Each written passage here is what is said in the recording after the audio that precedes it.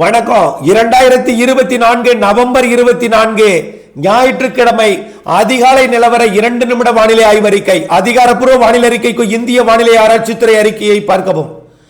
நேற்று வங்கக்கடலின் தென்கிழக்கு பகுதி மற்றும் நிலநடுக்கோட்டு இந்திய பெருங்கடலில் உருவான காற்றழுத்த தாழ்வு பகுதி தொடர்ந்து மேற்கு நோக்கி நகர்ந்து வருகிறது.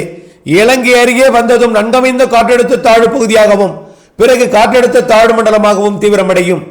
இது இலங்கைக்கு அதீத மழைப்பொழிவை கொடுத்துவிட்டு தமிழ்நாட்டு கரைக்கு நாளை மழைப்பொழிவை தொடக்கும்.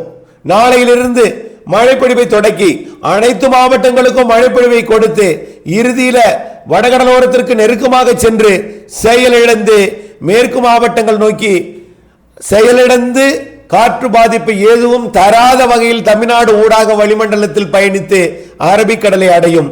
அதனைத் தொடர்ந்து மேலும் ஒரு நிகழ்வு இம்மாதம் 3ஆம் தேதிக்கு மேல் வரை இருக்கிறது. அதுவும் நல்ல மழை பொழிவை தரும். ஆக உள் மாவட்டங்களுக்கு மழை பொய்க்காது பொழியும் என்ற நம்பிக்கையுடனும் டெல்டா மாவட்டங்களுக்கு காற்று பாதிப்பு ஏதும் இல்லை, அச்சம் வேண்டாம், வதந்திகளை நம்ப வேண்டாம், வதந்திகளை பரப்ப வேண்டாம். வரும் உங்களுக்கு வரும் தகவல்களை அடுத்தவர்களுக்கு ஃபார்வர்ட் செய்யாமல் அத்தோடு நிறுத்திக் கொள்ளுமாறும், காற்று பாதிப்பில்லாத மழை தரக்கூடிய நிகழ்வு என்பதை மனதில் பதித்து வானிலை ஆய்வறிக்கையுடன் இணைந்திருக்க வேண்டும். அதற்கு முன் இன்றைக்கு குமரிக்கடல் பகுதியில் நீடித்துக் கொண்டிருக்கூடிய காற்று சுழற்சி நேற்று போல் இன்றைக்கு தமிழ்நாட்டிலே ஆங்காங்கே தூறல் நனைக்க மழைப்பொழிவை கொடுக்கும். நாளை உருவாகக்கூடிய நிகழ்வோடு போய் அது இணைந்து ஒன்றிணைந்து தீவிரமடைந்து மழைப்பொழிவை கொடுக்க வரும்.